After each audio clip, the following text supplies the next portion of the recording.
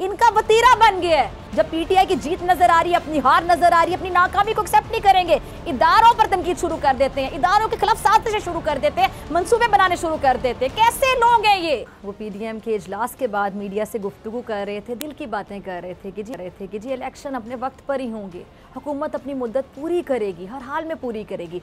अब मेरे ख्याल से दिल को बहलाने के लिए मौलाना साहब खुद को जो तसल्लियाँ दे रहे हैं या और भी तसल्लियाँ दे लें तो मेरे ख्याल से हक है इनका, इतना बनता है। अच्छा, आज पीडीएम के इजलास में भी इंतशार और तबाही मचाने के नित नए मंसूबे बनाए गए। मौलाना फजलुर रहमान साहब ने पीपल्स पार्टी, एएनपी समेत दीगर हमख्याल जमातों को पीडीएम में शामिल करने की तजवीज़ पेश कर दी है। इजलास में यह भी तय हुआ है कि डेप्यूटी स्पीकर रूलिंग के खिलाफ सुप्रीम कोर्ट के फैसले के हवाले से पीडीएम अवामी राब्ता मुहिम चलाएगी और इजलास में डेप्यूटी स्पीकर केस में अदालती फैसले को मुस्तरद कर दिया गया। अच्छा, मरियम नवाज ने तजवीज़ दी है कि अब हमें नजरसानी में जाना है या खामोश रहना है, इसका फैसला करना होगा। अच्छा, मौलाना ने इजलास में कहा कि अब हमें वाज़े समत का तयन करना होगा, खेल के सारे किरदारों से मुतालिक भी जानना होगा।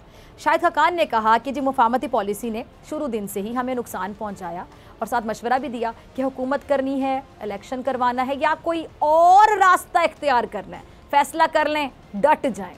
अच्छा, नवाज शरीफ कहते हैं कि मैं पहले दिन से ही हुकूमत में आने का मुखालिफ था। अब इजलास में जो बातें हो रही हैं, जो मामला तय किए जा रहे हैं, वो इदारों के खिलाफ साजिश करने के मंसूबे अफसोस के साथ मैं कहूँगी।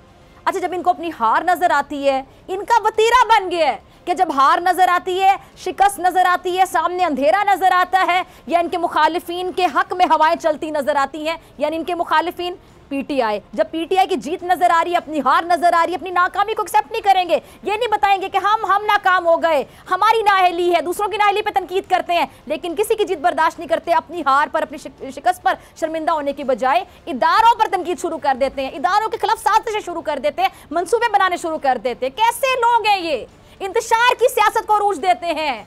अच्छा, सच है ये कि पीडीएम जमातों ने सिर्फ और सिर्फ अपना इक़्तिदार बचाने के लिए सियासत में गंद डाल दिया और मौलाना फजलुर रहमान साहब भी इसमें अपना बराबर का हिस्सा डाल रहे हैं।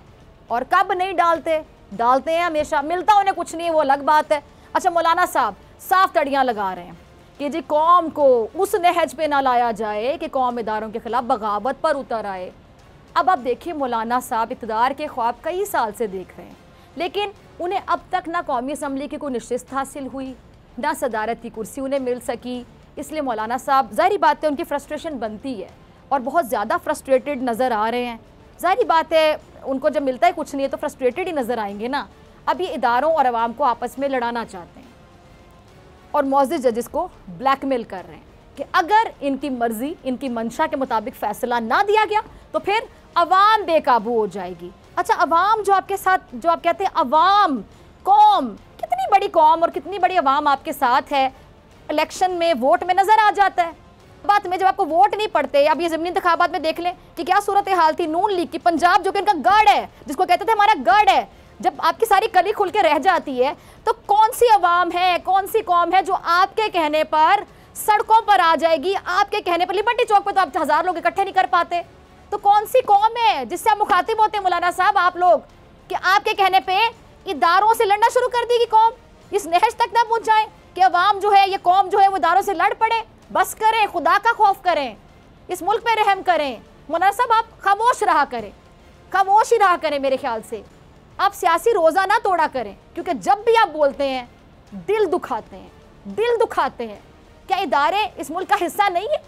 आप लोग फिर दुश्मन के मुंह में ज़बान देते हैं, अल्फाज देते हैं, और पता नहीं कैसा महसूस होता होगा आपको जब आपके अल्फाज दुश्मन के मुंह से निकल रहे होते हैं, क्योंकि आपने वो अल्फाज उनके मुंह में डाले होते हैं। आप लोगों ने पीडीएम के इजलासों में भी रियासत मुखालिफ बयानियां अपनाकर कौमी सलामती के इदारों को निशाना बनाया, और अब भी आप लोग बदल नहीं रहे, अब भी वही सब कुछ करते चले जा रहे हैं। कब सीखेंगे अपनी गलतियों से? आप लोग पता नहीं कब सीखेंगे।